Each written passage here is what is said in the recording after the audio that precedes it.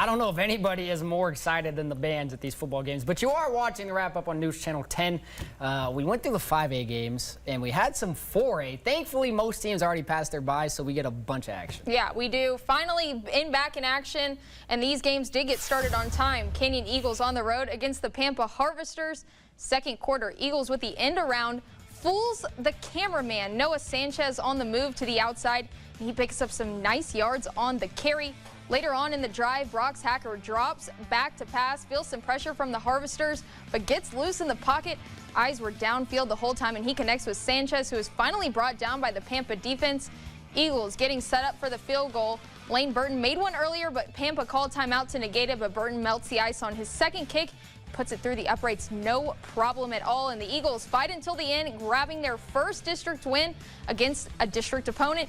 41-6 is your final. Take it over to Borger, who's going against Lubbock Estacado. Cedric Ross, the handoff to James Bozeman. He's going to rumble all the way down, but he gets stopped just short of the goal line. The next play, Ross is going to keep it himself this time, and he takes it in for the Estacado touchdown. Check out Bozeman yet again. Runs through multiple defenders, stiff arms this one, and he's just going to take it all the way to the house. No chance to stop him. And Estacado wins this one big, 74-24. Got some more 4A scores for you. The Dumas Demons picking up a huge home win, 38-10 over the Hereford Whitefaces. And the Perryton Rangers, a very high-scoring affair against the Levelland Lobos, but coming up short, 53-43 was that final score. Take you over to what could be a great game in Bushland as they hosted Shallow Water in the second half. Third down for Bushland, needing a score. Cannon Avon drops back and he finds Jenner King over the middle. And that cuts the lead to 21-13 in favor of the Mustangs. The Shallow Water not going away. Fourth down, Cooper Martin calls his own number to put the Mustangs up by 2 scores. Next possession for the Falcons, Avon tries to find Jordan Morisco across the middle. This ball goes off his hands, but Colton Strickland says, "Look what I found." And he takes it all the way to the house, 71 yards. And the score is now 28-19. Down 1 score here. Bushland needs another stop as Martin looks to the sideline. And that is picked off by Jenner King, and that gives the Falcons a chance to win the game. 28-26. It all came down to a Cannon Avon game-winning field goal attempt. And that is wide left. And the Mustangs win a wild one in Bushland, 28-26. Next up, we've got the Tulia Hornets taking on the Canadian Wildcats. Hornets making their way out of the tunnel, fired up for a big game. Jacob Trevino is going to get things started, takes the snap, and he scrambles in the backfield looking for anybody in a maroon jersey, but he finds Ross Pennington as he rises up for the interception.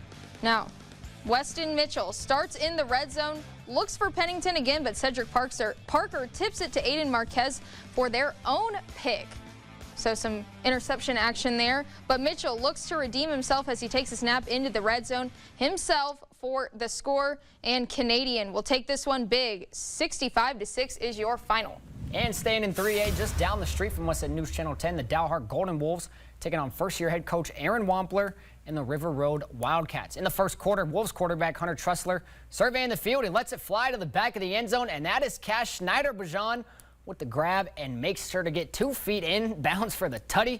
Back on the doorstep, Trussler with the read option. He calls his own number and slides through the gap, and he adds touchdown number 2 to his day. This one on the ground. Dalhart gets yet another stop.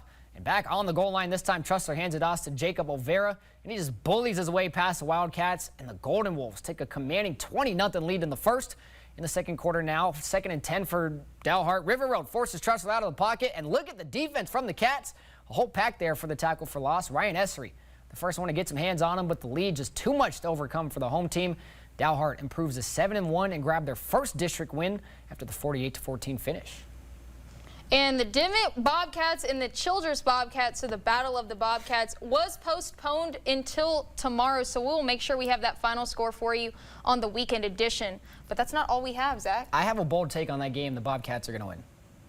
That's all I got for you. I mean, I think you might be right. Maybe we should have made that one of our pick'ems and we should have just said the Bobcats. The Bobcats are going to win. Who wins it, I don't know. But stick around for more wrap-up after the break.